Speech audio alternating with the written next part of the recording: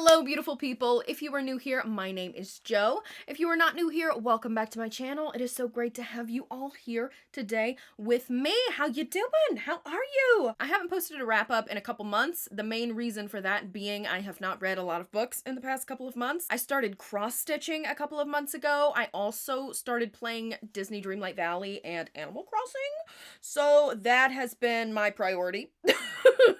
If I'm being honest. But today I'm going to be doing a wrap up. I'm not going to be talking about every single one of the books that I've read in the past 3 months.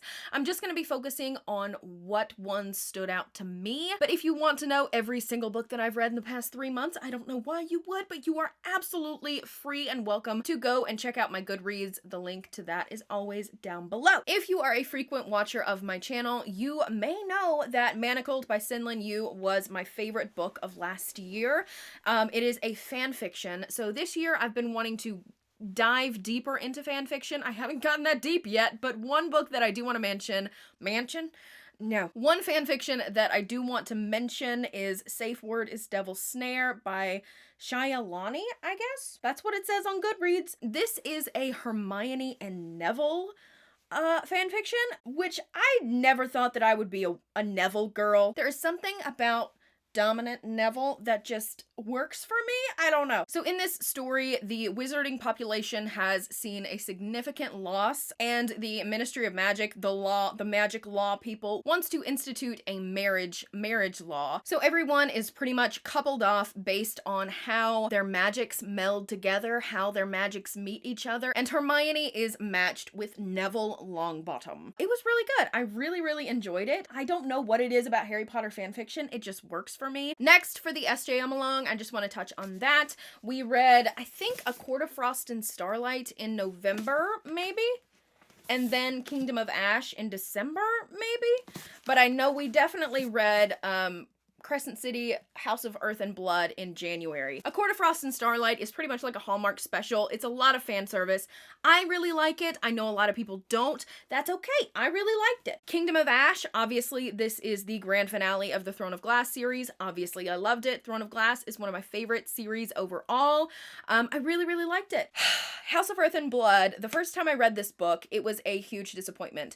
It wasn't what I wanted from Sarah J. Maas. It's a little bit different from her other series, and I was disappointed. I was bored. I was angry at it. This time around, rereading it, I knew what to expect. I knew that the majority of the story was solely based around a mystery and not a romance, and I really enjoyed the story this time around. And I wish I would have kind of gone into this the first time expecting a story. I think I would have enjoyed it a lot more, but the second time around, thankfully, I did go into it expecting to dislike it, but I was pleasantly surprised, and I was absolutely flabbergasted by how much I frickin' forgot about this book. I'm interested to see how I'm gonna feel about book 2 because I felt kind of similarly about book 2 as I did book 1. I was bored, I was irritated, I wanted to read about something else, so I'm excited to be able to get into book 2 in March, I think that's when we're reading it. I don't know. I know that I've mentioned this in my previous videos, but I haven't mentioned this in a wrap-up yet.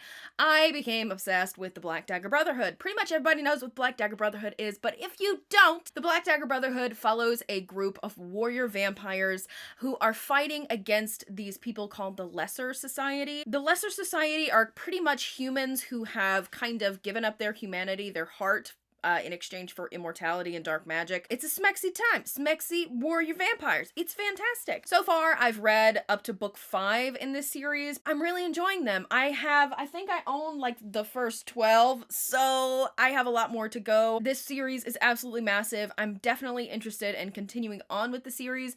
I absolutely love these books. I think they're a lot of fun. Book number 3, Lover Awakened, which is following Zadist's story, was my absolute favorite. It was in my favorite books of the year.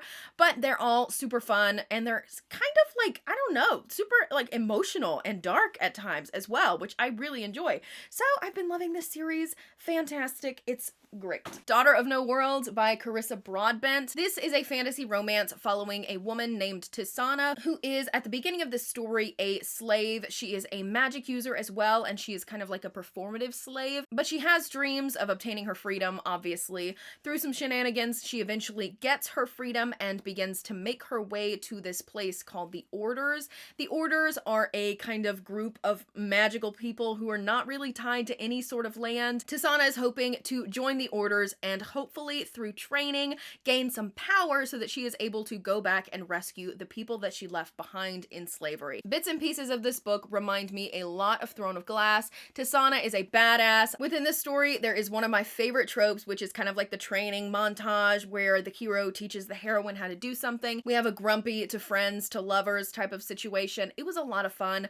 I am still currently in the middle of book 2 and I've kind of hit a little bit of a roadblock. I'm a little bit bored, but it might just be my mood. I'm not going to blame it on the book because it is a very good book. I'm just like beating myself over the head with it. It's fun, it's political, there's a lot of wars going on, there's magic, there's romance, there's a little bit of spice, not crazy amounts of spice, but it's a lot of fun. I think it's a lot of fun. So those were some of the books that I read and enjoyed within the last 3 months. If you are not already, please make sure to like and subscribe so that you don't miss any future bookish content from me. That's all I have for you guys today. I hope you guys enjoyed this video and I will see you guys next time.